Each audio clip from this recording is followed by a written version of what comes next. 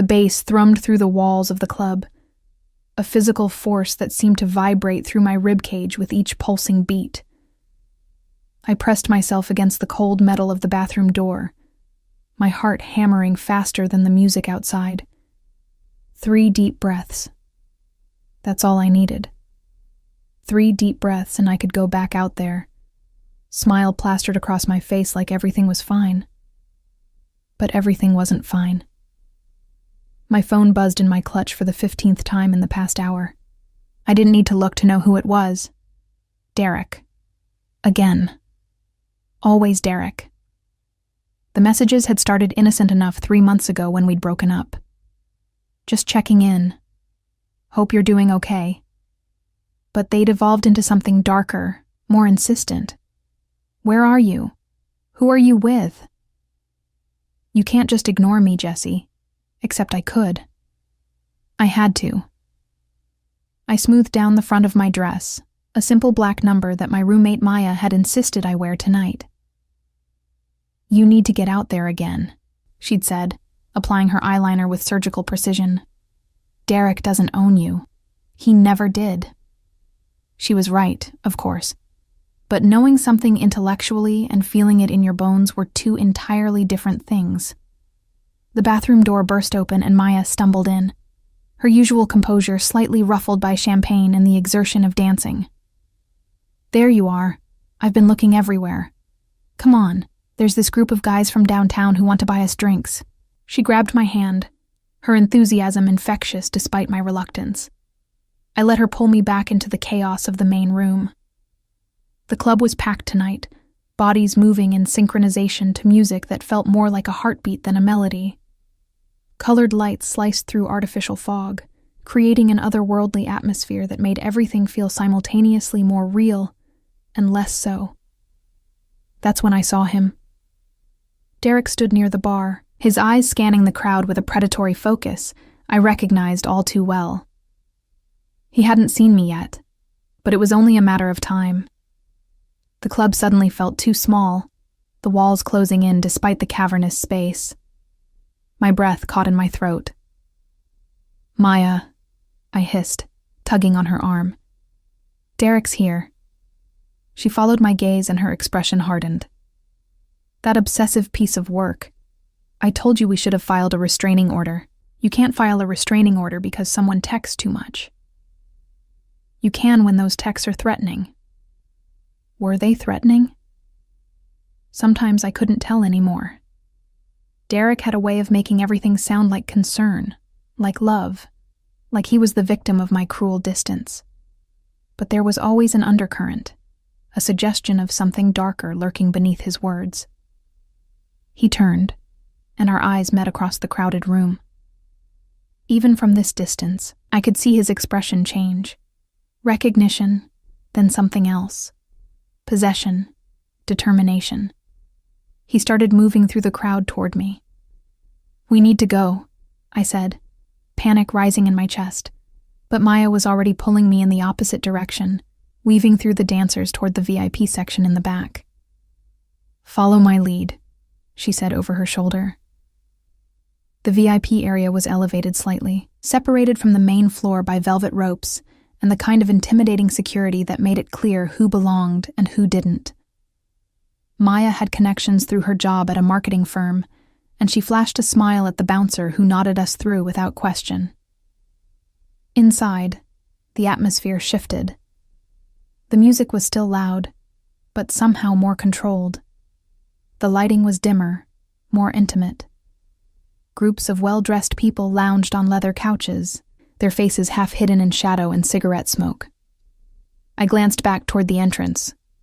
Derek had reached the rope, but the bouncer was shaking his head, arms crossed. Relief flooded through me, making my knees weak. See? Maya said, pressing a drink into my hand. Safe.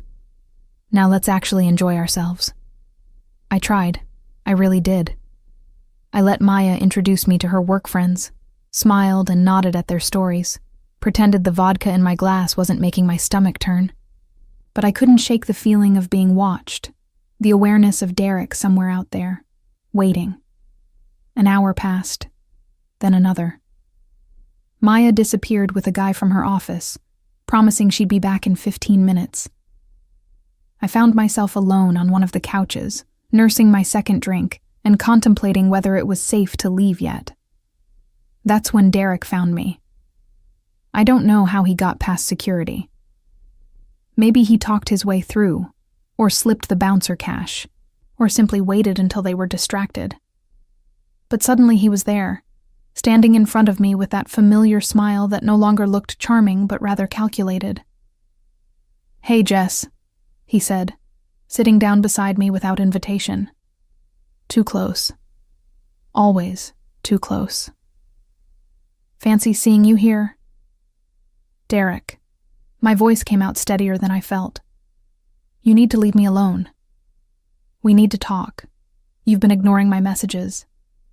Because we broke up 3 months ago, there's nothing left to talk about." His hand found my knee, fingers pressing in just slightly too hard to be casual. "Don't be like that. What we had was special. You know that. I know that. We just need to work through this rough patch." "There's no rough patch. It's over." His grip tightened, and I saw something flash in his eyes. Anger, barely controlled. "You can't just decide that on your own. Relationships require 2 people." I tried to pull away, but his other hand caught my wrist, not violently, but firmly. The kind of hold that looked affectionate from a distance, but felt like a trap up close. "Let go of me," I said, my voice rising slightly. "Not until you listen." My heart was pounding now, genuine fear replacing my earlier anxiety. The VIP section had emptied somewhat, and those who remained were lost in their own worlds, their own conversations. No one was paying attention to us. No one would intervene. Panic made me desperate, and desperation made me reckless. My eyes landed on a man sitting alone in the corner, partially hidden in shadow. He was watching us, I realized. Had been watching for the past few seconds with an intensity that should have frightened me, but instead felt like possibility. He was striking in a way that made you look twice. Dark hair styled with casual precision, sharp cheekbones, and eyes that seemed to absorb light rather than reflect it.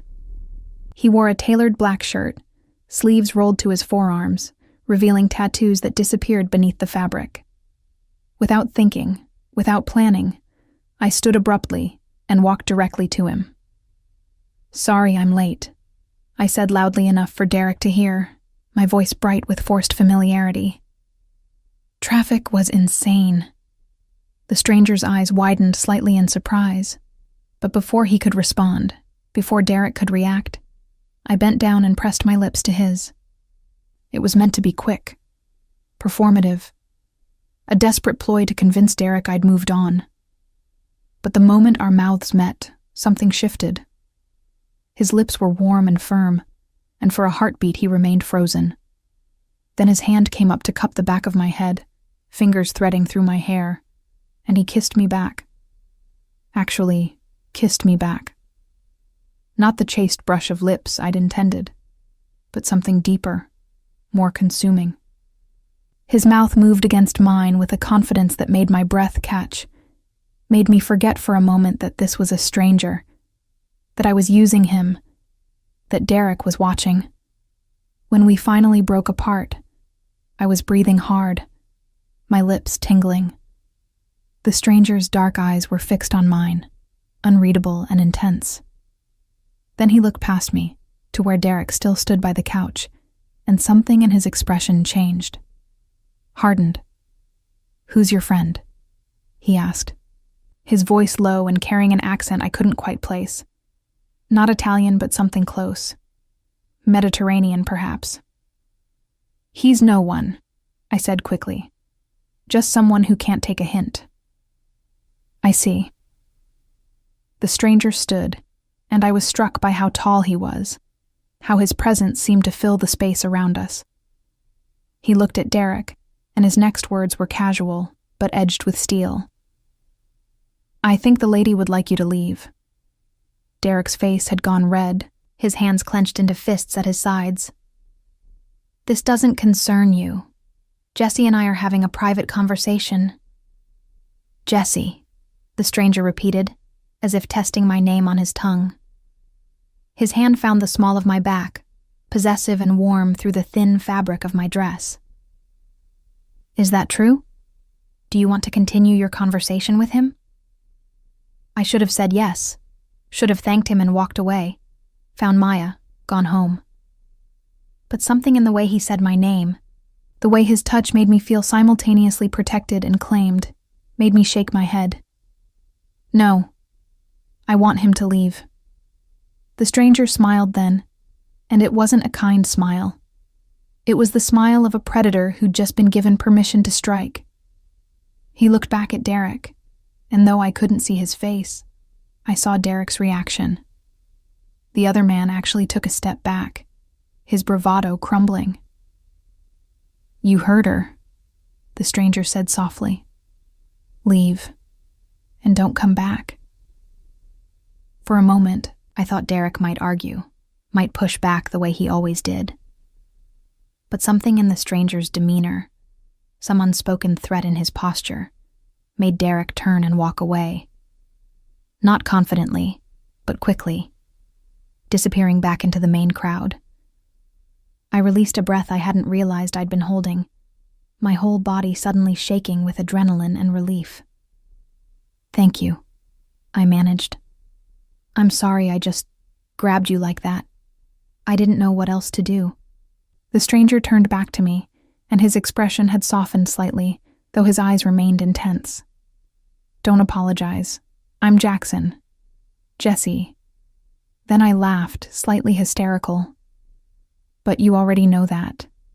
"Come," he said, guiding me back to his secluded corner. "Sit. You're shaking." I let him lead me, sinking onto the leather couch that was still warm from where he'd been sitting. He signaled a waitress who appeared instantly, and moments later, a glass of water was pressed into my trembling hands. "Drink," Jackson instructed, and I obeyed. The water was cold and helped clear my head slightly. Reality was starting to reassert itself, and with it came embarrassment. "I really am sorry. That was completely inappropriate. He wouldn't leave me alone, and I panicked." "Ex-boyfriend?" "Ex-something. I'm not sure he ever qualified as a boyfriend in the traditional sense." I took another sip of water. "He's been harassing me since we broke up. Tonight he scared me." Jackson's jaw tightened almost imperceptibly. He should be scared. Men who frighten women deserve to learn what fear truly feels like. There was something in his tone that made me look at him more carefully. This wasn't just chivalry. There was a darkness there, a promise of violence that should have frightened me, but instead made me feel inexplicably safe. "Well, he's gone now," I said, trying to lighten the mood. "Thanks to you and your very convincing performance." His lips curved into a half smile, and his eyes held mine. "Who said I was performing?" Heat flooded my cheeks. Before I could respond, his hand reached up and his thumb brushed across my lower lip, so gentle it almost tickled. "You have good instincts," he said quietly. "Choosing me. It was random. You were just there." "Nothing is random, Jesse." The way he said my name, with that slight accent, made it sound like something precious. "You came to me because somewhere instinctively you knew I could protect you. And you were right. I should have made an excuse and left. Should have found Maya and gotten out of this club, away from this dangerously attractive stranger who looked at me like he was already planning our future. But I didn't move. Couldn't move. I should go find my friend," I said, but made no effort to stand. "Should you?" Jackson leaned closer, his scent washing over me. Something expensive and masculine, cedar and smoke. "Or should you stay here with me, where you're safe? I don't even know you." You kissed me. That was fake. Was it? His eyes dropped to my lips again. Because it didn't feel fake. My phone buzzed in my clutch, breaking the spell. I pulled it out, expecting Maya. Instead, it was a message from an unknown number. You think some random guy can protect you? This isn't over. Jesse, it's never going to be over. My hands started shaking again. Jackson plucked the phone from my fingers before I could protest, reading the message. His expression turned to stone. Your ex? I nodded, unable to speak past the fear clogging my throat. Jackson's thumb moved across my phone screen with practiced ease. He typed something, then showed it to me. Yes, it is over. Touch her again and learn the consequences. He hit send before I could stop him. You shouldn't have done that, I whispered. You'll just make him angrier. Good. Jackson set my phone down and took both of my hands in his grip warm and steady. Let him be angry. Let him try something. I promise you, Jesse, no one will ever hurt you again. Not him, not anyone. The certainty in his voice should have sounded arrogant, delusional even. But looking into his eyes, I believed him. This stranger who I'd kissed in a moment of desperation had just claimed me as his own, and the terrifying part was how much I wanted to let him. Who are you? I asked, because men didn't make promises like that unless they had the power to keep them. Jackson smiled, and it was beautiful and terrifying all at once. I'm yours now. That's all you need to know tonight. I didn't leave the club with Jackson that night, though every instinct screamed at me to do exactly that.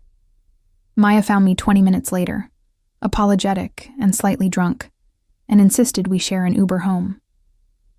I gave Jackson my number before leaving, my hands still trembling slightly as I typed it into his phone. I'll call you tomorrow, he said, and it wasn't a question. It was a statement of fact, as certain as gravity. The next morning arrived with harsh sunlight and a pounding headache that had nothing to do with alcohol.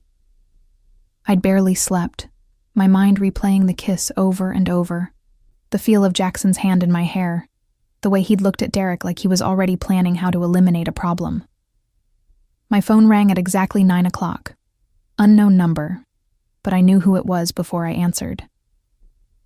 Good morning, Jesse.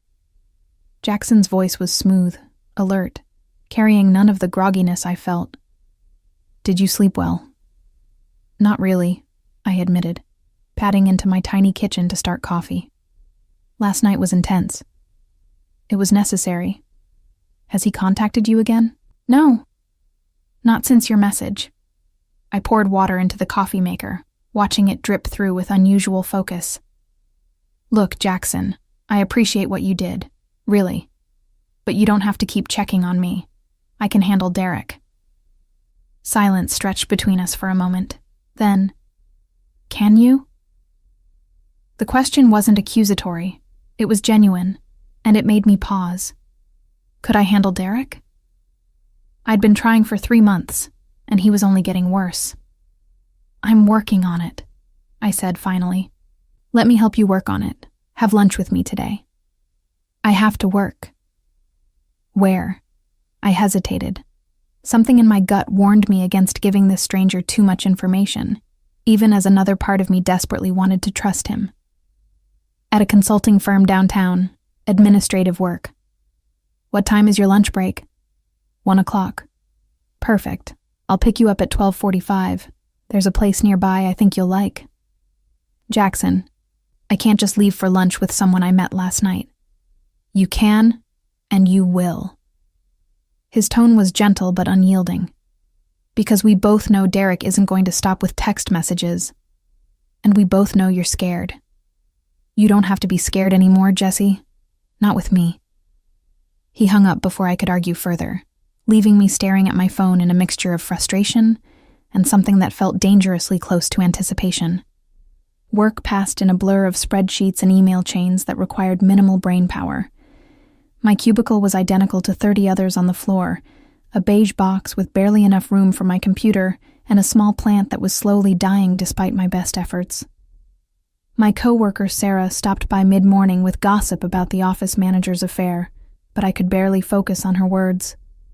At 12:43, my phone buzzed with a text from Jackson. I'm outside. I grabbed my purse and made my way to the elevator, my heart pounding with each descending floor. What was I doing? This was insane. You didn't just go to lunch with dangerous-looking strangers who kissed like they owned you. Except that's exactly what I was doing. The lobby doors opened onto a busy downtown street, and there he was. Jackson leaned against a sleek black car that looked like it cost more than my annual salary, dressed in dark slacks and a charcoal shirt that fit him like it had been made specifically for his body, which it probably had been. He straightened when he saw me, and that same intensity from last night blazed in his eyes, like I was the only person on the crowded sidewalk, like the world had narrowed to just the two of us. You came, he said, and I heard genuine relief in his voice. I'm here for 1 hour. That's it. 1 hour is more than enough time to start. He opened the passenger door for me, his hand finding the small of my back in that now familiar gesture as I slid into the leather seat. The interior smelled like expensive cologne and leather. Classical music played softly from hidden speakers. Jackson got in beside me, and suddenly the spacious car felt intimate, charged with an energy I couldn't name. Where are we going? I asked as he pulled smoothly into traffic. Somewhere we can talk without interruption. He glanced at me, and something in his expression made my breath catch. I need to tell you some things, Jesse. Things you need to know to stay safe. Safe from Derek? From everyone. The restaurant was tucked away on a quiet street in a neighborhood I'd never explored. No sign marked the entrance, just a plain black door with a subtle gold number. Jackson placed his hand on my lower back again as we entered, guiding me through a dim hallway that opened into an unexpectedly beautiful space. Exposed brick walls, soft lighting, tables set far enough apart that conversations remained private. A server appeared immediately, greeting Jackson by name and leading us to a corner table that offered a view of the entire restaurant while keeping us partially hidden from other diners. You come here often, I observed once we were seated. I own it. Of course he did. I studied the menu, noting prices that made my eyes widen. This was the kind of place where expense accounts came to die. Order whatever you want, Jackson said, watching me with that unsettling focus. Money isn't a concern.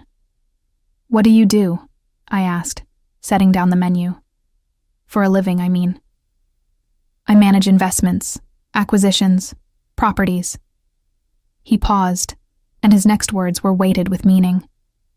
I protect what's mine. And what's yours? His eyes locked on mine. As of last night, you are. I should have laughed. Should have told him he was insane, that you couldn't claim a person after one desperate kiss in a nightclub.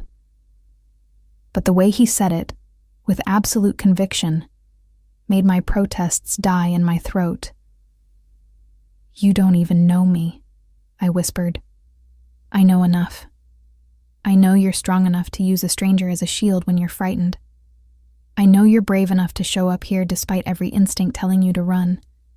I know the way you kiss, the way you taste, the little sound you made in the back of your throat when I pulled you closer. He leaned forward, his voice dropping lower. And I know that no one has ever made you feel as safe as I do.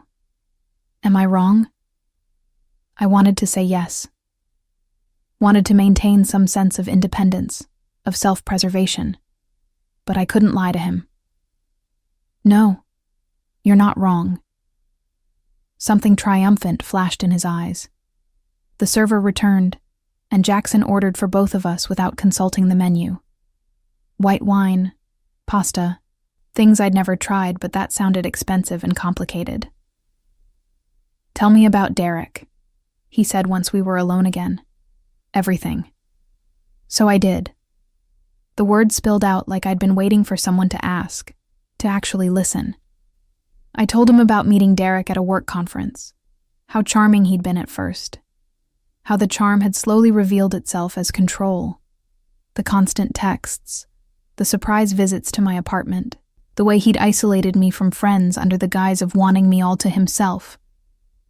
I broke up with him 3 months ago, I said, taking a sip of the wine that had appeared without me noticing. And he's been getting progressively worse ever since. Showing up at places I go, calling from different numbers when I block him. Last night was the first time he'd gotten physical, though. The first time I was actually scared he might hurt me. Jackson's jaw had grown tighter with each detail, his hands clenched on the table. Where does he work? Some tech startup in Brooklyn. Why? Because I'm going to make sure he never bothers you again. The certainty in his voice sent a chill down my spine. Jackson, you can't just threaten someone because they're harassing your... What am I to you exactly? You're mine. He said it simply, like it explained everything. And I protect what's mine absolutely. Derek made a mistake touching you. He's going to understand that mistake very clearly. This is crazy. We barely know each other. You can't just decide I'm yours. I already have. He reached across the table and took my hand, his thumb tracing circles on my palm. The moment you kissed me, you made a choice. Maybe you didn't realize it, but I did. You chose me, Jesse. You chose my protection. And I don't give up what I claim. Food arrived. Plates of pasta that looked almost too beautiful to eat. I picked up my fork with my free hand, Jackson still holding the other, and took a bite. It was incredible.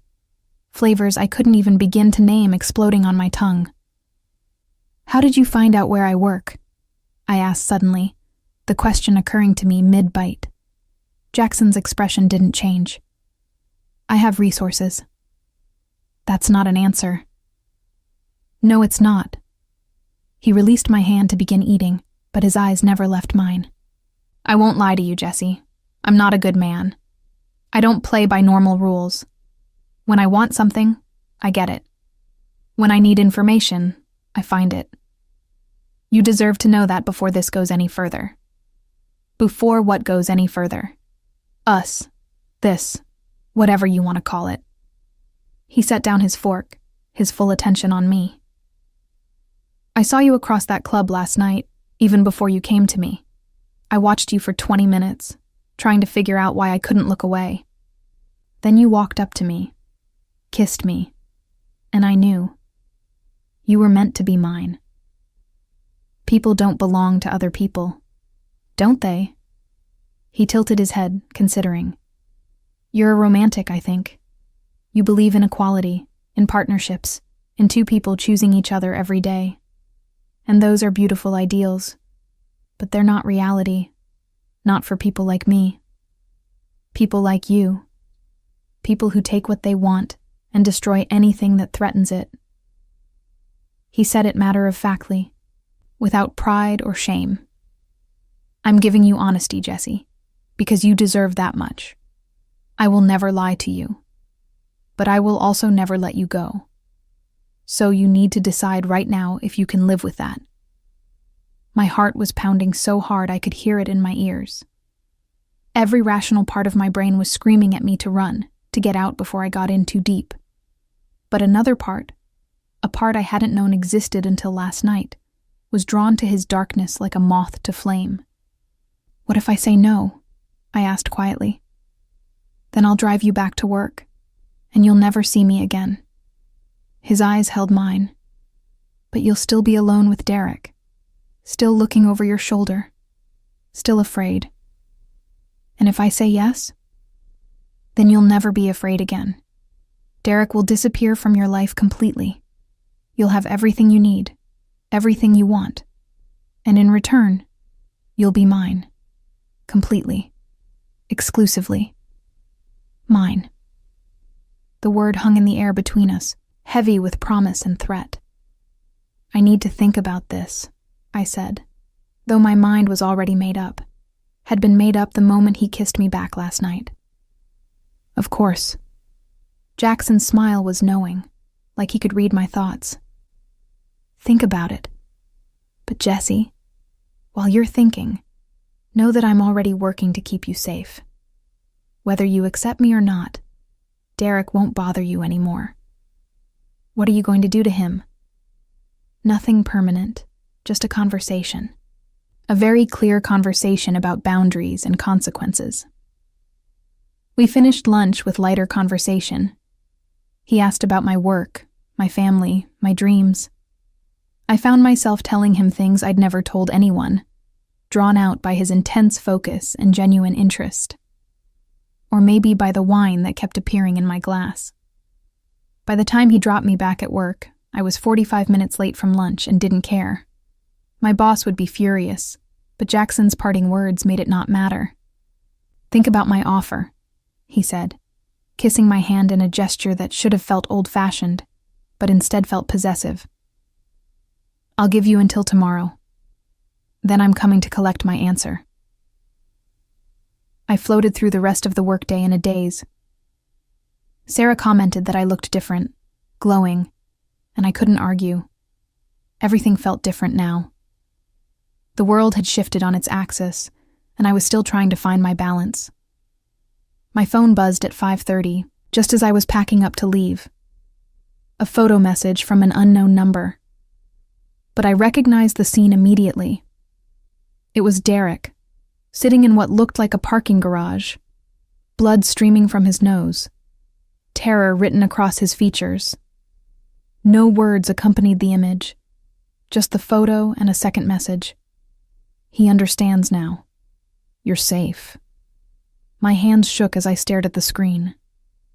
Jackson had done this, had found Derek, hurt him, made him pay for scaring me. I should have been horrified. Should have called the police, reported this violence. Instead, I felt safe. For the first time in 3 months, I felt completely, utterly safe. A third message arrived. Tomorrow, Jesse.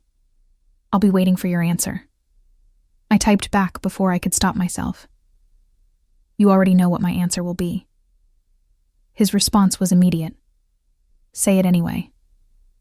I want to hear you choose me. I hesitated only a moment before typing the words that would change everything. Yes, I choose you. The reply came seconds later, and I could almost hear the satisfaction in his voice. Good girl. I'll pick you up tomorrow at 8 a.m. Pack a bag. You're moving in with me. I should have protested, should have said he was moving too fast, that I needed more time. But I didn't, because somewhere deep inside, I knew Jackson was right. I had chosen him the moment I kissed him. Everything since had been inevitable. I just hadn't realized I was choosing forever. I didn't sleep that night. Not really. I lay in my cramped bedroom, staring at the water-stained ceiling, my half-packed duffel bag sitting accusingly in the corner. Every rational thought I'd ever had was screaming at me to call this off, to text Jackson and tell him I'd made a mistake, that I needed more time. But I didn't. Because for the first time since Derek had started his campaign of psychological warfare, I'd slept without checking the locks 3 times, without startling at every sound in the hallway, without my phone clutched in my hand, ready to dial 911 at the first sign of trouble. Jackson had done that. One conversation, one photo of Derek's bloodied face, and the fear that had been my constant companion simply evaporated. Maya knocked on my door at 6 a.m, coffee in hand and concern written across her face. Okay, spill. You've been weird since you got home yesterday. I took the coffee gratefully, buying myself a moment. I'm leaving. Leaving? Like the apartment? Jesse, if this is about rent, we can figure something out. My promotion came through. I can cover more until you... Not the apartment. Well, yes, the apartment. But it's not about money. I took a sip of coffee, burning my tongue. I'm moving in with someone. Maya's eyes went wide. The guy from the club? The hot, mysterious one who made Derek actually run away? She sat down on my bed, studying my face. Jesse, you met him 2 days ago. I know. That's insane. You don't move in with someone after 2 days. You barely know him. I know he makes me feel safe. I know he's already done more to protect me than anyone else ever has. I set down the coffee, wrapping my arms around myself. Maya, I can't explain it, but this feels right in a way nothing else has. She was quiet for a long moment, her expression cycling through disbelief, concern, and finally reluctant understanding. He's dangerous, isn't he? Not to you, but in general. That kind of dangerous. I nodded slowly. And you're choosing him anyway. Yes. Maya reached out and squeezed my hand. Then at least promise me you'll keep your phone on, and that you'll call me if anything feels wrong. Because Jesse, if this guy turns out to be another Derek, he's not. I said it with absolute certainty. He's the opposite of Derek. Derek wanted to own me through fear. Jackson. I struggled to find the words. Jackson wants to own me through devotion. There's a difference. I really hope you're right. She pulled me into a hug, and I held on tight, suddenly aware that I was leaving behind the only real friend I had in this city. Text me every day, even if it's just an emoji. I need to know you're okay. I promise. Jackson arrived at exactly 8 o'clock, as promised. I watched from my window as the same sleek black car from yesterday pulled up to my building. He got out, and even from 3 floors up, I could see how he commanded the space around him. People on the street gave him a wide berth without seeming to realize they were doing it, like they sensed something predatory and instinctively created distance. My intercom buzzed. I'm here, was all he said. I grabbed my duffel bag, suddenly aware of how pathetically small it was. 1 bag. That's all I had to show for 26 years of life. Some clothes, a few books, my laptop. Everything else was Maya's, or came with the furnished apartment. The hallway felt longer than usual as I walked to the stairs. Maya stood in our doorway, watching me go with tears in her eyes but a brave smile on her face. Be happy, she called after me. You deserve to be happy. Jackson was waiting in the lobby, looking impossibly put together in another perfectly tailored shirt and dark jeans that probably cost more than my monthly rent. His eyes swept over me, taking in my simple sweater and leggings, the worn duffel bag, and something softened in his expression.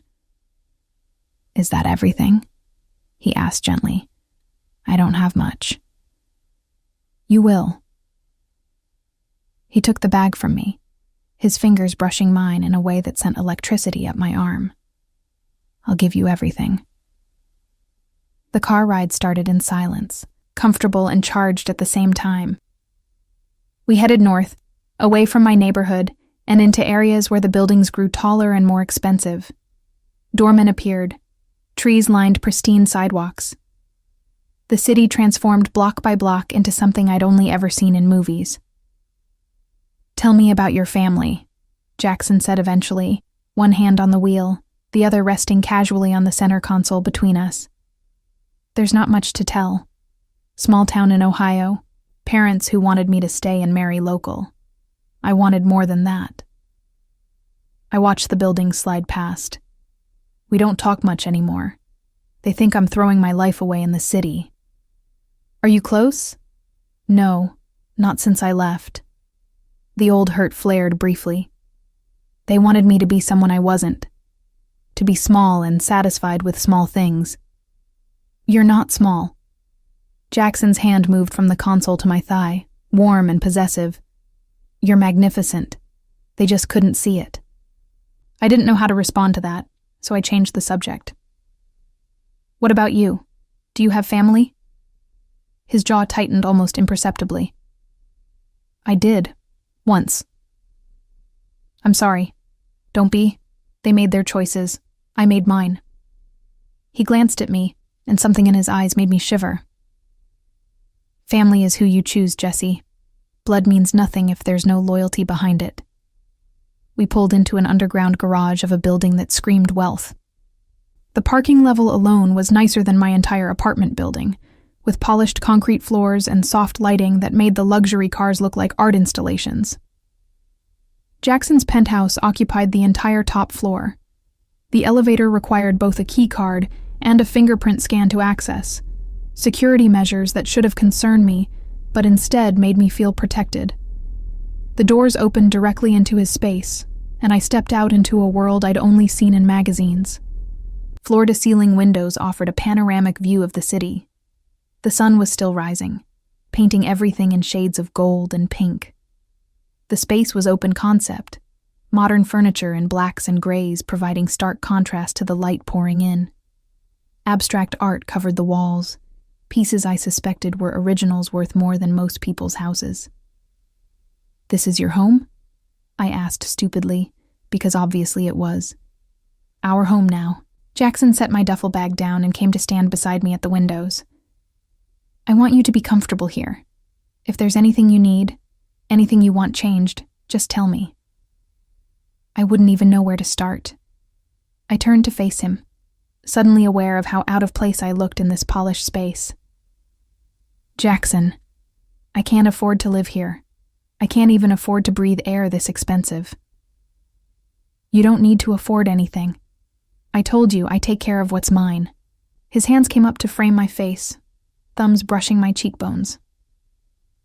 "Let me take care of you, Jesse. Let me give you everything you've been denied." "I don't need everything. I just need to feel safe." "You'll have both." He leaned down, and I thought he might kiss me. But instead, his lips brushed my forehead in a gesture so tender it made my chest ache. "Come, let me show you the rest." The tour was overwhelming. Guest rooms I'd never use, a kitchen that looked like something from a cooking show, a library with leather chairs and walls of books, a home office that was off limits according to Jackson's casual mention. And finally, the master bedroom. It was enormous, dominated by a bed that could easily fit 4 people. More floor-to-ceiling windows, though these had automated blinds that Jackson demonstrated with a remote.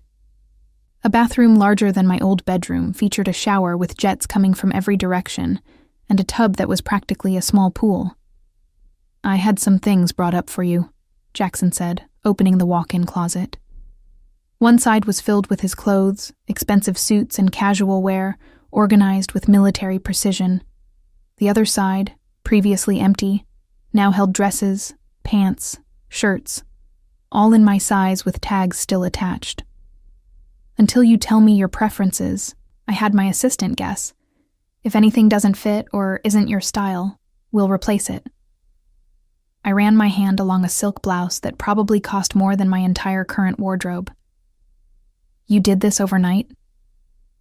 "I told you, I have resources." He came to stand behind me, his hand settling on my waist. "I want you to have everything you need to feel at home here." "I don't need expensive clothes to feel at home." "No. You need to know you're safe, you're wanted, and you're valued." His breath was warm against my ear. "The clothes are just a tangible way of showing you that I see you, Jesse. I see what you need and I provide it. That's how this works." I turned in his arms, having to tilt my head back to meet his eyes. "What do you need from me? You're giving me all of this. But what do I give you?" "Everything."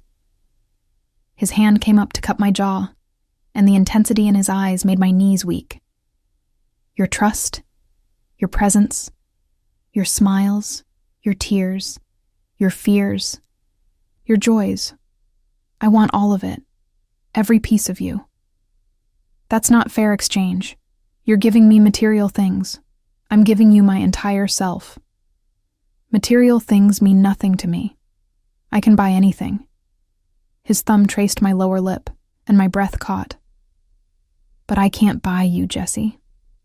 I can't buy the way you look at me, the way you chose me that night despite your fear. That's priceless. And I'll spend the rest of my life proving to you that you made the right choice." He kissed me then, and it was different from the desperate kiss in the club.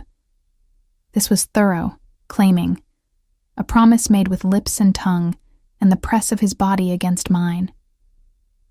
When he finally pulled back, we were both breathing hard. "I need to tell you some things," he said, his voice rougher than before. "About who I am, what I do. You deserve the truth before this goes further." We moved to the living room, settling on the massive sectional that faced the windows. Jackson poured us both coffee from a pot that had appeared on the counter while we'd been in the bedroom, and I wrapped my hands around the warm mug, grateful for something to hold on to. "My name is Jackson Moretti," he began, and the Italian surname finally clicked the accent into place. "My family has been in New York for 4 generations, building an empire that spans real estate, shipping, and various other investments."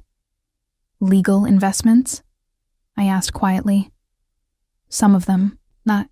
He didn't look away from me, didn't try to soften the truth. "My family operates in gray areas. We do what's necessary to protect our interests and our people. I won't pretend to be something I'm not, Jesse. I've hurt people. I've made decisions that most would consider immoral. But I've never hurt anyone who didn't deserve it, and I've never broken my word. I should have been frightened, should have stood up and walked out, but I'd known, hadn't I? From the moment I saw how Derek reacted to him, how he commanded every space he entered. Men like Jackson didn't become powerful through legitimate means alone. "The night we met," I said slowly, "you were there for business, weren't you? Not just to relax." He nodded. "The club is one of my properties. I was meeting with someone about a deal, and then I saw you, and business stopped mattering." "Does Derek know who you are? What you are?" "He does now." Jackson's smile was cold. I made sure he understood exactly what happens to people who threaten what belongs to me. "I'm not a possession. No. You're infinitely more valuable than a possession." He set down his coffee and took my hands. "Possessions can be replaced. You can't. That's why I'll protect you with everything I have. That's why anyone who tries to hurt you will learn what it means to cross me." A shiver ran through me that wasn't entirely from fear. There was something darkly romantic about his devotion, his absolute certainty that I was worth protecting at any cost. "What happened to your family?" I asked. "You said you had family once." Pain flickered across his face, there and gone so quickly I almost missed it. "My parents were killed when I was 17. Car accident, or that's what the police said. I knew better. A rival family had been making moves on our territory. The accident was too convenient, too perfectly timed. I'm sorry. Don't be. I made sure justice was served." His expression hardened. Every single person involved in their deaths learned what it means to take something from me. I was methodical about it. Took me 3 years to track them all down, to make them pay. "You killed them." It wasn't a question. Yes. No hesitation, no remorse. And I'd do it again. They took my family, so I took everything from them. That's how this world works, Jesse. You protect your own, and you destroy anyone who threatens them. I should have been horrified. Should have seen the red flags waving frantically in front of me. But all I could think was that this was a man who understood loss, who understood the depths of devotion and the price of betrayal. "Why me?" I asked. "You could have anyone. Women who are more beautiful, more sophisticated, more suited to your world. Beauty and sophistication can be bought." He pulled me closer, until I was practically in his lap. "But the way you looked at me that night, the trust in your eyes when you kissed me despite not knowing me, that's rare, Jesse. That's precious.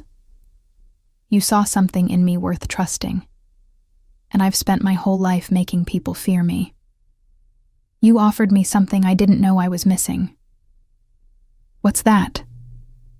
the chance to be seen as a protector instead of a threat. His hand stroked through my hair, gentle, despite the violence I knew it was capable of. I'm tired of being feared. I want to be wanted.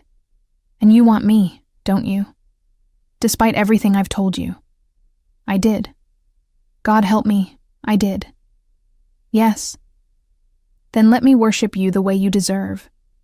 Let me give you a life without fear, without struggle. Let me be the monster in the shadows who keeps all the other monsters away from you. And what do I become in return? Your kept woman? Your pretty prisoner? My equal, he said it fiercely. My partner. My reason for being. You think I'm giving you things, but Jesse, you're giving me purpose. Before you, I had power and money and nothing worth protecting. Now I have everything. I wanted to believe him. Wanted to believe that this dangerous, beautiful man saw something in me worth treasuring. But doubt nagged at the edges of my thoughts. What if I want to leave someday? What if this doesn't work? His expression turned serious. I won't lie to you. If you try to leave, I'll do everything in my power to convince you to stay. I'll remind you of every reason you chose me. I'll prove over and over that no one will ever love you the way I do. He paused, and his next words were careful. But if you truly want to go, if being with me makes you unhappy, I'll let you. Because keeping you prisoner would destroy what makes you beautiful. Your spirit, your fire. I want you willing, Jesse. Always willing. It was the answer I needed. Not a promise of freedom, because that would have been a lie. But honesty about what this was, what he was. A man who would fight to keep me, but wouldn't break me in the process. Okay, I whispered. Okay? Okay, I'll stay. I'll try this, whatever this is. The smile that broke across his face was devastating in its genuine joy. He pulled me fully into his lap, arms wrapped around me like he'd never let go, and kissed me until I forgot every doubt I'd ever had. When we finally broke apart, breathless and tangled together on the couch, Jackson rested his forehead against mine. You won't regret this. I promise you, Jesse. I'll spend every day proving that you made the right choice. I hope so, I said, because I just gave up my entire life for you. No. He pulled back to look at me, his eyes intense and warm. You didn't give up your life. You started living it, and I'm going to make sure every moment is worth it. The first week living with Jackson passed in a strange blur of luxury and adjustment. I woke each morning in sheets that felt like silk against my skin, the city spread out below us like a kingdom waiting to be conquered. Jackson was attentive in ways I'd never experienced, anticipating needs I didn't know I had. Coffee appeared on the nightstand before I was fully awake. Meals materialized at perfect intervals, prepared by a chef who came and went so quietly I barely noticed his presence. My closet filled with more clothes, each piece somehow exactly my style, despite me never voicing preferences. How do you know? I asked one morning, holding up a sweater in my favorite shade of forest green. What I like, I mean. Jackson looked up from his tablet, dressed for work in a charcoal suit that made him look like he'd stepped out of a magazine. I pay attention. You linger on certain colors when we pass store windows. Your eyes light up at specific styles. I just provide what makes you happy. It should have felt invasive, this level of observation. Instead, it felt like being truly seen for the first time in my life. But there were rules, I discovered. Unspoken at first, then gradually made clear through gentle corrections and firm insistences. I couldn't leave the building without telling him where I was going. For safety, he said, and after Derek, I couldn't argue the logic. The security team needed to know my location in case something happened. I couldn't go back to my old job. You don't need to work, Jackson had said when I brought it up on day 3, and I won't have you in an environment I can't control, not when there are people who might use you to get to me. People like who? I'd asked. His expression had darkened. I have enemies, Jesse. Men who would hurt you just to hurt me. Until I'm certain you're secure, you stay where I can protect you. So my days became strange exercises in beautiful captivity. I had everything I could want materially, but my world had shrunk to the penthouse and occasionally the building's private gym or rooftop garden, always with security hovering at a discreet distance. Maya texted constantly, worried messages I answered with careful cheerfulness. Yes, I was fine. Yes, Jackson was treating me well. No, I didn't regret my choice. All true, technically, even if the whole truth was more complicated. On day 8, everything changed. I was reading in the library when Jackson came home early, his expression tight with barely controlled anger.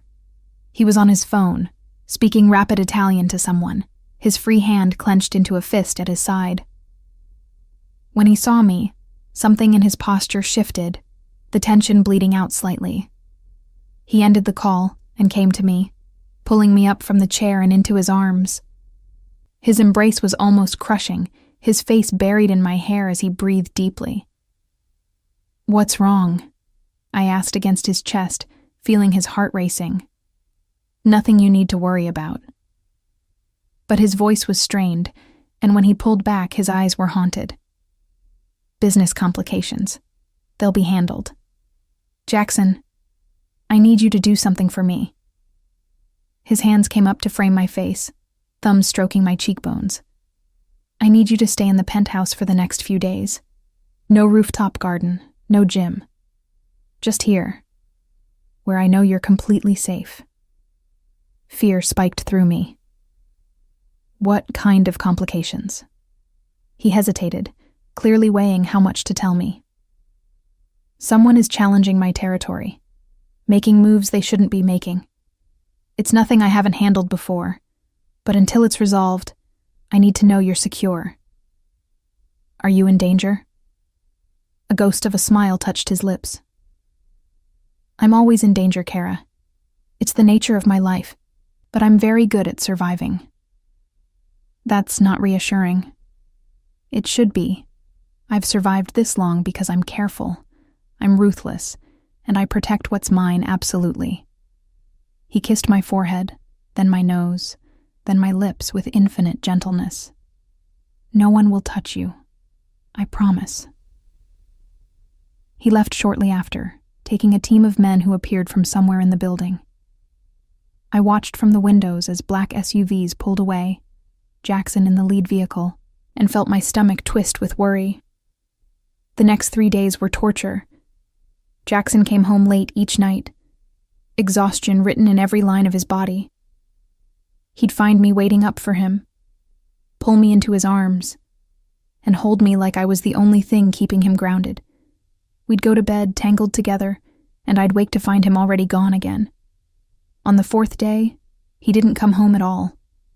His texts were brief and hours apart. "Working. Safe. Miss you." I paced the penthouse like a caged animal, my worry mounting with each hour of silence. At 3 a.m, my phone rang. Unknown number. I answered with my heart in my throat. "Jesse Reynolds?" A woman's voice, cool and professional. "Yes?" "My name is Victoria Castellano. I'm calling regarding Jackson Moretti." My blood turned to ice. "Is he hurt? What happened?" "He's fine. Currently in a meeting that's running long. He asked me to check on you. Make sure you're not worrying yourself sick." There was a hint of amusement in her tone. "Are you? Who are you?" "A business associate, and a friend of sorts. Jackson and I have known each other for many years." A pause. "He talks about you constantly. It's unlike him. You must be quite special." I didn't know how to respond to that. "When is he coming home?"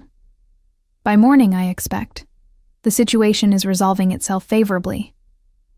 Victoria's voice softened slightly. "He's kept you very sheltered, hasn't he? From his world. He's protecting me." Is that what you think? Not cruel, just curious. Or is he protecting himself from seeing fear in your eyes when you learn what he's truly capable of? I know what he's capable of. Do you? Victoria laughed, a sound like breaking glass. You know the sanitized version, the romantic monster who saves damsels in nightclubs. But have you seen him work, Jesse? Have you watched him break a man who betrayed him? Have you witnessed what he becomes when something he values is threatened? Why are you telling me this? Because I like Jackson, and I don't want to see him destroyed by love. Her tone turned serious. You have power over him now, more than you realize. Use it wisely, or don't use it at all. Men like Jackson don't recover from betrayal by those they love. She hung up before I could respond, leaving me staring at my phone with 1,000 new questions crowding my mind. Jackson came home at dawn, as Victoria had predicted. I was still awake, curled up on the couch with coffee I hadn't drunk going cold in my hands. He walked in looking like he'd been through a war, his shirt stained with something dark, his knuckles split and bruised. Jesus, Jackson. I set down the coffee and went to him, reaching for his damaged hands. What happened? It's handled. His voice was rough, exhausted. The threat is neutralized. You're hurt. This is nothing. But he let me lead him to the bathroom, let me carefully clean the blood from his hands and wrap his knuckles in gauze. He watched me work with something like wonder in his eyes. You should be afraid of me right now. Why? Because you protected yourself? Protected us? Because of what I did to ensure that protection. His hand came up to cut my cheek, and I saw darkness swimming in his gaze. I'm not a good man, Jesse. Victoria probably told you that. She called, said you talk about me. A tired smile. Constantly. It annoys her. He pulled me closer, resting his forehead against mine. I can't stop thinking about you. Even in the middle of negotiations, even when I should be focused on survival. You're there. In my head. In my heart. You've made me weak. That's not weakness. In my world, it is. Caring about someone gives your enemies a target. They'll come for you eventually, to hurt me through you. His arms tightened around me. I should let you go. Send you somewhere safe, somewhere far away from me and the violence that follows me. But I can't. God help me, I can't let you go. I pulled back to look at him, seeing the genuine anguish in his expression. Then don't. I'm choosing to stay, Jackson. I'm choosing you, knowing the risks. You don't know all the risks. You don't know what people in my position are capable of. So tell me. Show me. I took his damaged hands in mine. I'm not going to run from the truth. He studied me for a long moment, then nodded slowly. All right, get dressed. There's something I need to show you. We drove through the pre-dawn city in silence, heading toward the industrial waterfront. The buildings grew more sparse, the streets emptier. Finally, we pulled up to a warehouse that looked abandoned from the outside, but I could see lights through the high windows. Jackson's men were waiting, opening doors as we approached. Inside, the warehouse had been converted into something between an office and a fortress. Security monitors covered one wall. Men I recognized from the building stood guard at various positions. And in the center, tied to a chair, was a man I didn't recognize. His face was bruised and bloody, one eye swollen shut. When he saw Jackson, genuine terror crossed his features. This is Marcus DeLuca, Jackson said quietly, his hand resting on my lower back. He's been selling information about my operations to a rival family. Information that could have gotten my people killed. That could have gotten you killed. I felt my stomach turn. Jackson, I don't need to see this. Yes, you do. Because you need to understand who I am when I'm not with you. He turned to face me fully, his expression serious. I'm giving you the chance to walk away, Jesse. Right now, before you're in too deep. Before seeing this changes how you look at me. I could have left. Should have left. But I thought about Derek, about how scared I'd been, how helpless. And I thought about Jackson's promise that I'd never feel that way again. This was the cost of that promise. This darkness was the price of my safety. I'm staying, I said. Something flickered in Jackson's eyes.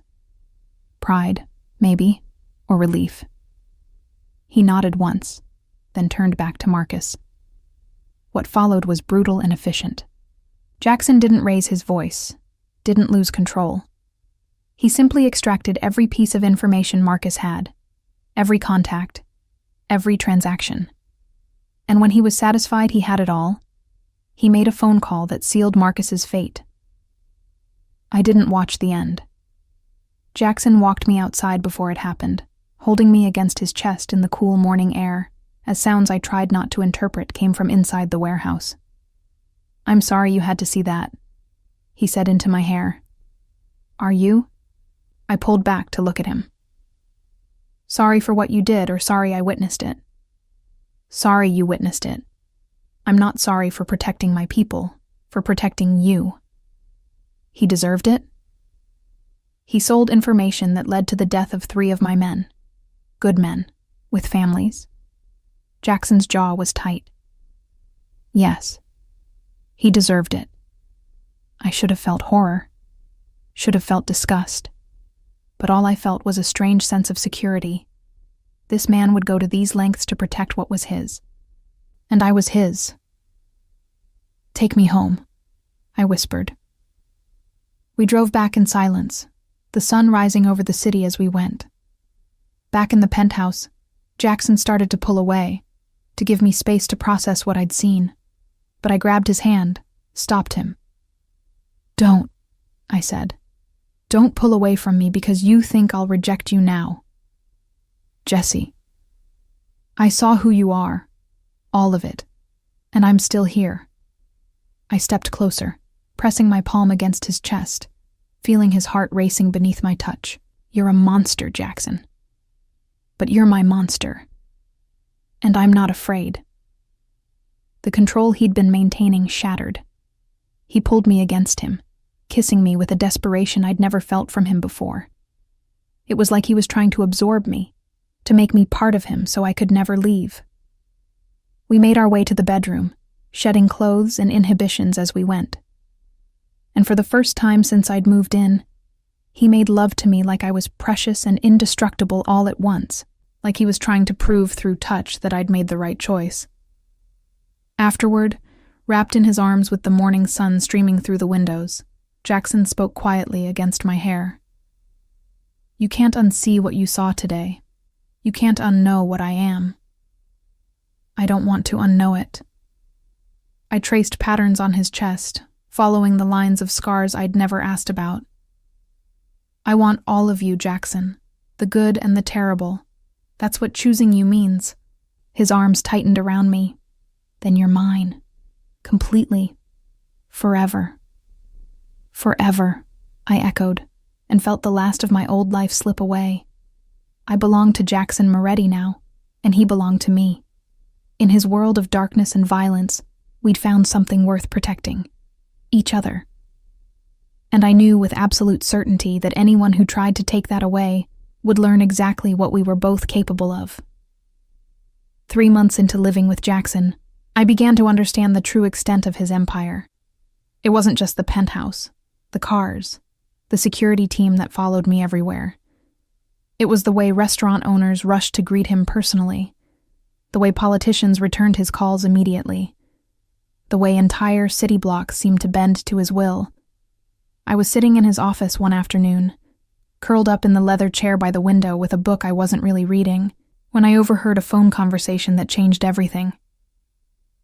The shipment arrives Tuesday, Jackson said in Italian, not realizing I'd been studying the language in secret for the past month. Make sure the customs officials have been properly motivated. I don't want any delays. He continued speaking, detailing numbers that made my head spin. Millions of dollars moving through channels I didn't fully understand, but the implications were clear. This wasn't just gray area business. This was the kind of operation that could bring down empires if exposed. When he hung up, he turned to find me watching him. Something in my expression must have given away my understanding, because his eyes narrowed slightly. "How much Italian do you know?" he asked carefully. "Enough." I set down my book. "You're smuggling something big." He was silent for a long moment, weighing his options. Then he crossed the room and knelt in front of my chair, taking my hands in his.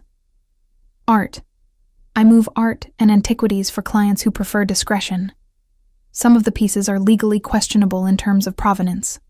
Some are outright stolen from private collections or museums." "That's insane. You could go to prison." "Only if I'm caught. And I'm very good at not getting caught." His thumb stroked circles on my palms. "I've been doing this for 10 years, Jesse. It funds everything else. The legitimate businesses, the properties, the lifestyle.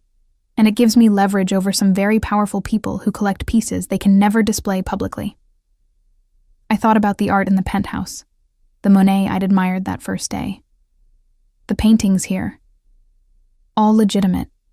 I would never keep hot merchandise where I live. He smiled slightly. "I'm criminal, not stupid." "Why are you telling me this?" "Because you asked. Because I promised I'd never lie to you." He stood, pulling me up with him and into his arms. "And because you're going to be more involved in my life starting next week. There's a gala, a fundraiser for the mayor's re-election campaign. You'll come with me as my partner. People need to see you, to understand that you're under my protection." My heart skipped. "You want me to meet your world." "I want my world to meet you, to see what I see when I look at you." His hand came up to cup my face. "You're my weakness, Jesse, but you're also my strength. Having you beside me makes me better, sharper, more focused on building something that lasts instead of just surviving day to day." The gala was held at a museum, ironic given what I now knew about Jackson's business. I wore a dress he'd chosen, deep emerald green that hugged every curve and made me feel like someone I barely recognized. Diamonds I refused to think about the cost of sparkled at my throat and wrists. Jackson was devastating in a tuxedo, his hand possessive on my lower back as we entered the grand hall. Heads turned immediately. I felt the weight of dozens of stares, assessing, judging, calculating what my presence beside Jackson Moretti meant. "They're all looking at us," I whispered. "They're looking at you, trying to figure out who you are and how to use you."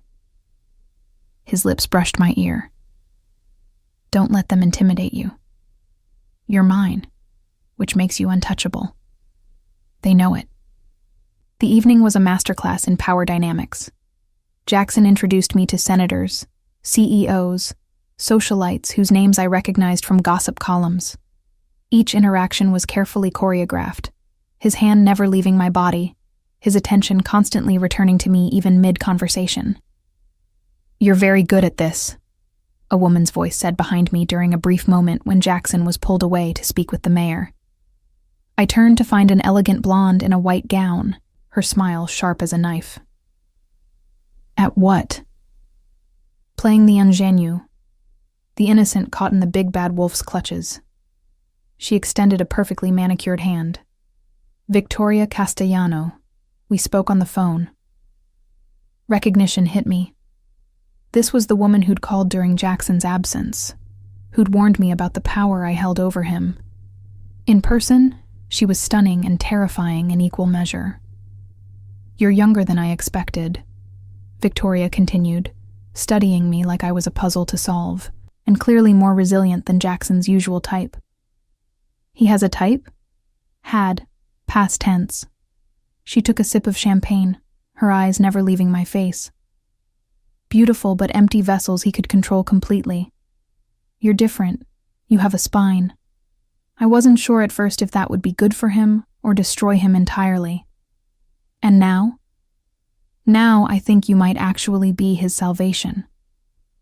Victoria's expression softened marginally. "He's been different since you. More strategic, less reckless.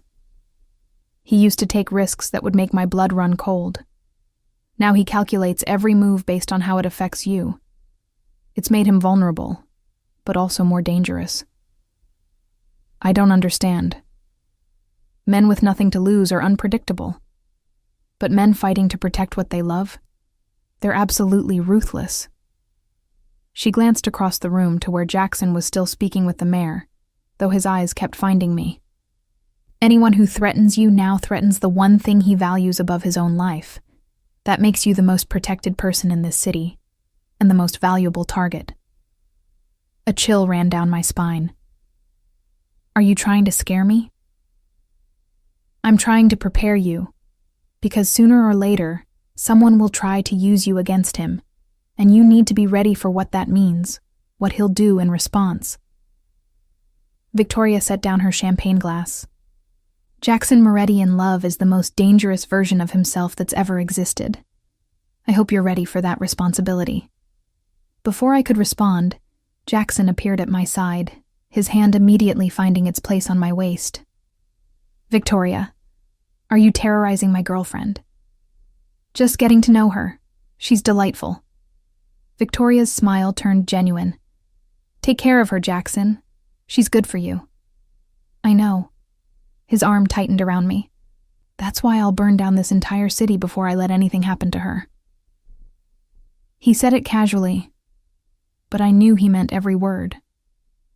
Victoria seemed to know it too, because she nodded approvingly before gliding away into the crowd. "What did she say to you?" Jackson asked, leading me toward the balcony for fresh air. "That you're dangerous when you're in love. She's not wrong." We stepped outside, the cool night air a relief after the stuffy ballroom. The city spread out below us, millions of lights twinkling in the darkness. "Does that frighten you?" "It should." I leaned against the railing, and Jackson moved behind me, his arms bracketing me in. "But somehow it doesn't. Is that wrong? That I find your obsession romantic instead of terrifying? If it's wrong, then we're both damned." His lips found the curve of my neck, and I shivered. "Because I am obsessed, Jessie. Completely. You're the first thought I have every morning, and the last one before I sleep. I make decisions based on how they'll affect you. I've restructured my entire operation to minimize your risk of exposure." Victoria said I make you vulnerable. You do. You're my one weakness, the only leverage anyone could possibly use against me. His arms tightened around me. "But you're also my greatest strength. Before you, I was just surviving, building power for the sake of power. Now I have a reason. Everything I do is to build a world where you're safe, where you can be happy." I turned in his arms, looking up at his face illuminated by the lights from the ballroom. "What if I told you I don't need a whole world? What if I just need you? Then you'd have me, forever. Completely. In every way that matters." He bent down, his forehead resting against mine. "I love you, Jessie. I should have said it weeks ago, but I was afraid.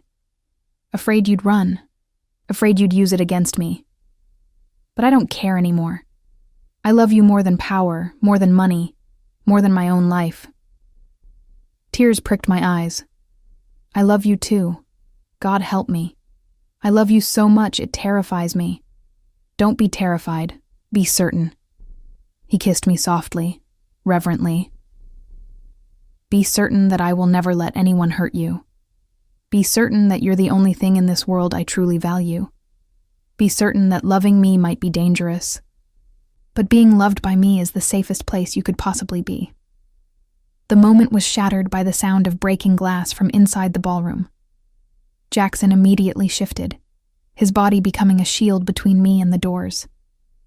His hand moved to the small of his back where I knew he kept a gun, though I'd never actually seen him draw it.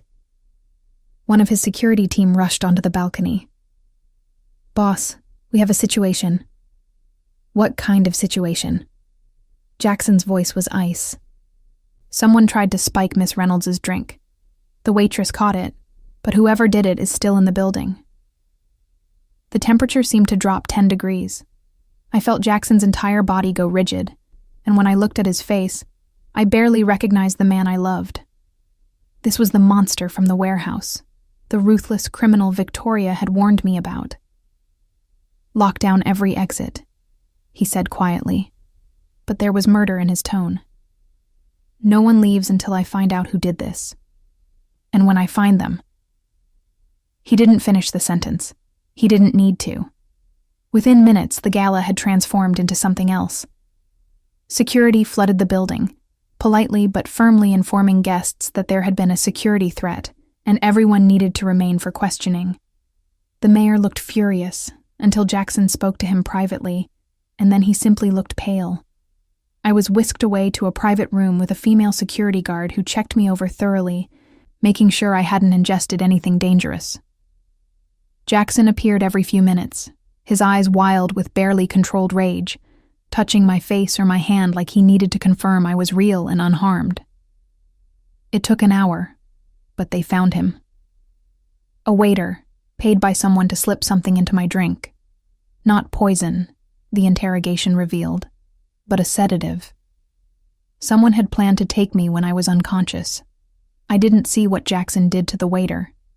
Didn't want to see, but when he returned to me, his knuckles were bloody again, and his eyes had that distant look that meant he'd done something terrible. Who paid him? I asked, though I wasn't sure I wanted to know. The DeLuca family. Marcus's brother, seeking revenge. Jackson pulled me against him, and I could feel him shaking with residual fury. He thought he could take you from me, thought he could hurt me through you. What are you going to do? End them. Completely.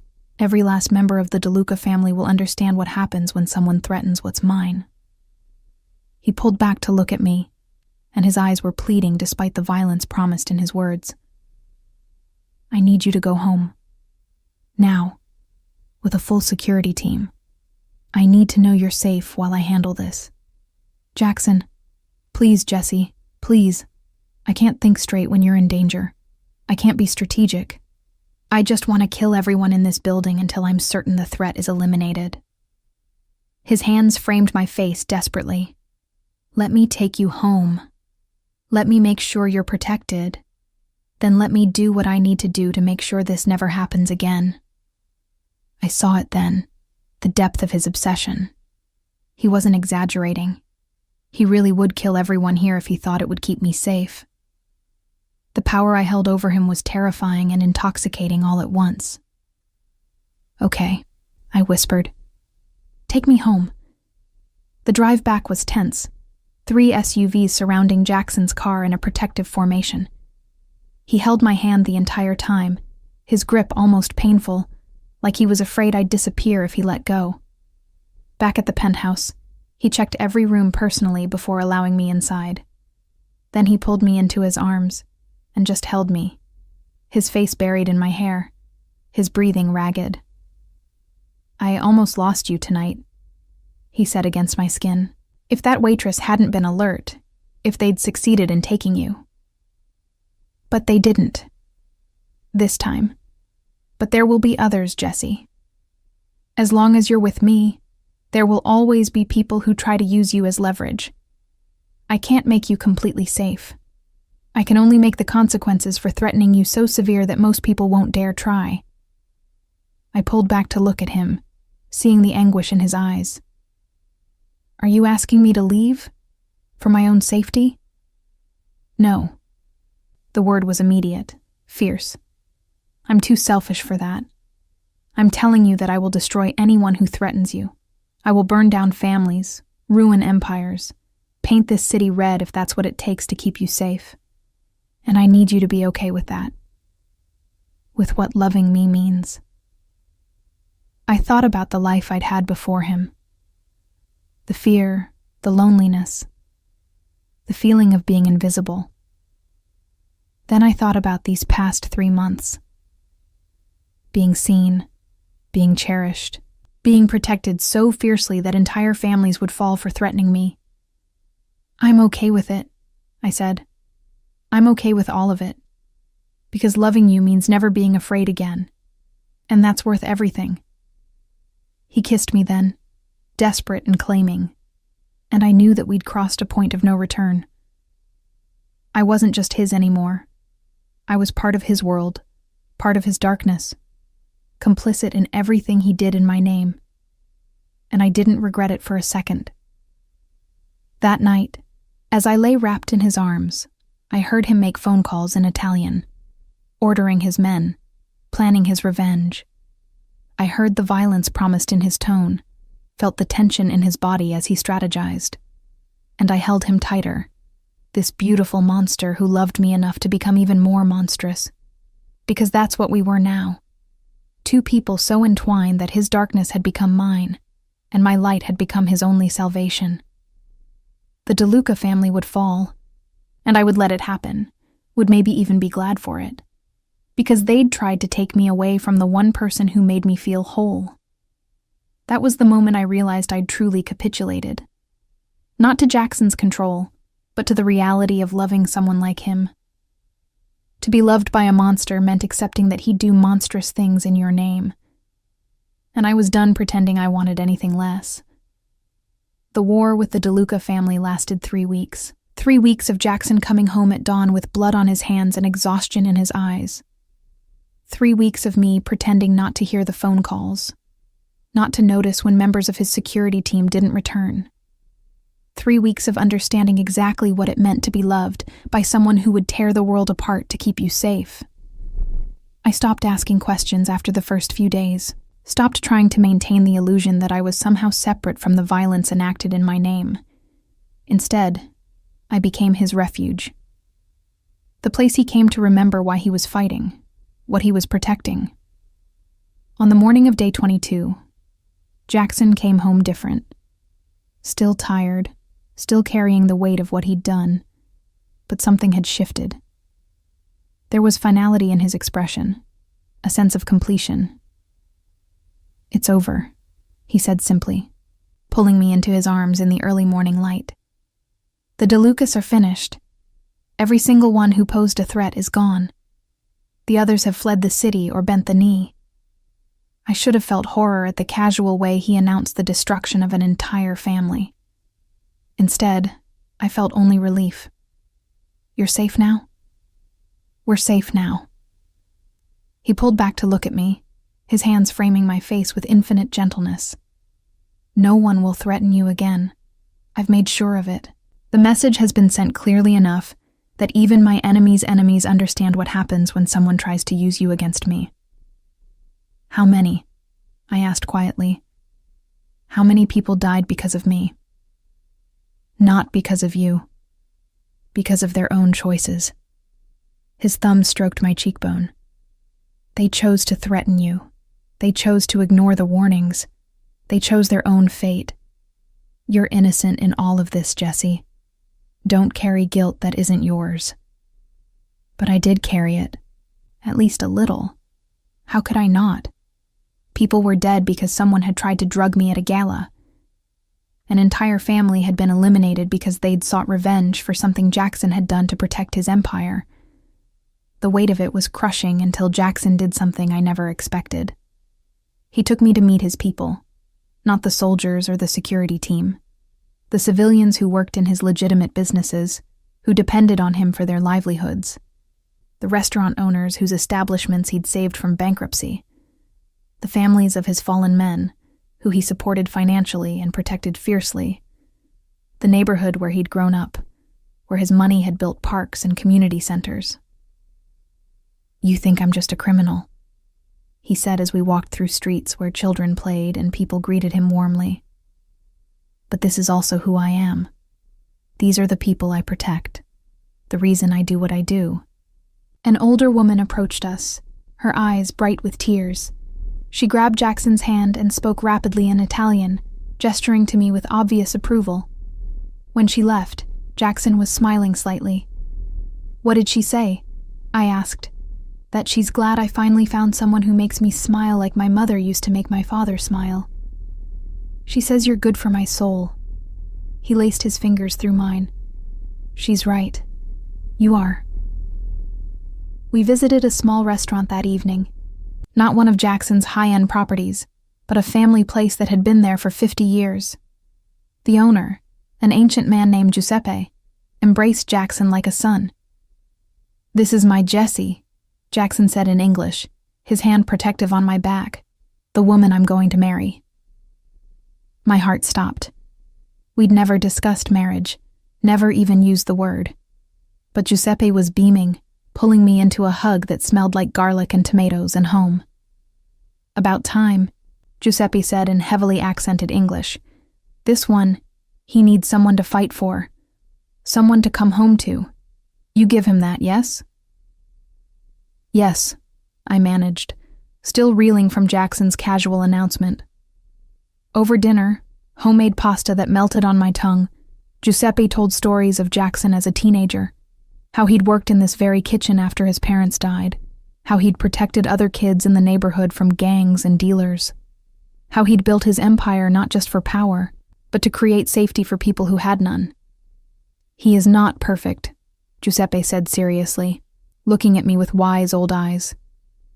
"He has done dark things, but always for reason, to protect, to provide, never for cruelty alone." On the drive home, I finally asked the question that had been burning in my mind all evening. "Did you mean it? About marriage?" Jackson's hand tightened on the steering wheel. "Every word.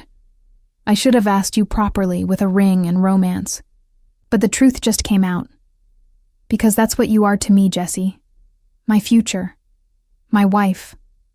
The mother of my children someday, if you want that." Children. I'd never let myself think that far ahead. Is that so surprising? I'm building an empire, Kara. I need an heir. But more than that, I want to see you pregnant with my child. Want to watch you grow round with our baby. Want to build a family with you that's nothing like the one I lost. The intensity in his voice made my breath catch. That's a lot of pressure. It's a promise. A future. If you want it. He glanced at me, vulnerability showing through his usual confidence. "Tell me you want it. Tell me you want forever with me. Marriage and children and growing old together. Tell me I'm not alone in wanting to build something permanent." "I want it," I whispered. "God help me. I want all of it." He pulled the car over abruptly, right there on the side of the road, and kissed me like I was oxygen and he'd been drowning. When we finally broke apart, both breathing hard, he rested his forehead against mine. "I'm going to do this properly," he said. "I'm going to get you the most beautiful ring in the world. I'm going to plan a proposal that makes you cry happy tears. I'm going to give you the wedding you deserve. But right now, in this car, I need you to know that you're already my wife, in every way that matters. My heart, my soul, my reason for existing. Do you understand?" I understand. And I did. This wasn't a traditional love story. We didn't have the luxury of slow and steady. We had intensity and obsession, and a love so consuming it bordered on madness. But it was ours. 2 months later, on a crisp autumn evening, Jackson proposed properly. He took me back to the club where we'd met, which he'd rented out entirely for the night. The VIP section where I'd first kissed him was filled with flowers, thousands of roses in deep red. He got down on one knee, this powerful man who made entire families tremble, and offered me a ring that probably cost more than most houses. Emerald-cut diamond, flawless and enormous, set in platinum with smaller diamonds creating a pattern that looked like vines wrapping around my finger. "Jessie," he said, his voice rough with emotion. "From the moment you chose me in desperation, I've spent every day proving you made the right choice. I want to spend the rest of my life continuing that proof. Marry me. Be my wife, my partner, my everything. Let me love you and protect you and worship you until my last breath." I didn't hesitate. Yes. The wedding happened 2 months after that, small and private despite Jackson's wealth. Just his closest people and Maya, who cried through the entire ceremony. We married in the garden of his estate outside the city, a property I hadn't known existed until he brought me there to see our future home. It was beautiful and isolated, surrounded by walls and security, but feeling open and free inside the perimeter. Gardens where children could play safely, rooms that could become nurseries. A life that felt possible despite the darkness that would always shadow Jackson's business. Victoria was there, elegant in champagne silk, and she pulled me aside before the ceremony. "I was wrong about you," she said simply. "I thought you'd either break him or be broken by him. But you've done something I never expected. You've made him want to be better while accepting everything he is. That's rare, Jessie. Don't ever underestimate its value." "I won't." "Good, because he'd destroy the world for you. Make sure he never has to." The ceremony was simple, our vows personal and raw. Jackson promised to love me fiercely, protect me absolutely, and devote every day to my happiness. I promised to stand beside him in darkness and light, to be his haven and his home, to love him despite and because of everything he was. When he kissed me as my husband, I tasted salt and realized he was crying. This dangerous, powerful man was crying because I'd chosen to spend my life with him. Our wedding night was tender and consuming. Jackson making love to me like I was the most precious thing in the world, and in his world, I was. 6 months into our marriage, I found out I was pregnant. I'd suspected for weeks, my body changing in subtle ways that I'd noticed but hadn't quite acknowledged. When the test came back positive, I sat on the bathroom floor of our estate and cried, overwhelmed by joy and terror in equal measure. Jackson found me there, still holding the test, tears streaming down my face. "Kara, what's wrong? Are you hurt?" I held up the test wordlessly. He stared at it for a long moment, his expression unreadable. Then he sank to the floor beside me, pulled me into his lap, and buried his face in my hair. His shoulders shook, and I realized he was crying too. "We're having a baby," he said against my skin, his voice thick with emotion. "You're giving me a family again.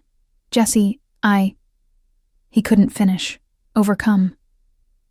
"I'm scared," I admitted. "What if something happens? What if you're enemies? Nothing will happen." He pulled back to look at me, his eyes fierce and wet. "I will protect you and our child with everything I have. No one will touch either of you. I swear it on my life." He kept that promise. The security around me doubled, then tripled. Jackson became almost obsessive about my safety, tracking my every movement, ensuring I had guards even inside our estate. It should have felt suffocating. Instead, it felt like love in its purest form. My pregnancy was smooth, easy even. Jackson was there for every appointment, every milestone. He talked to my growing belly at night, promising our child a life of safety and love, promising to be better than his own father, to build something lasting.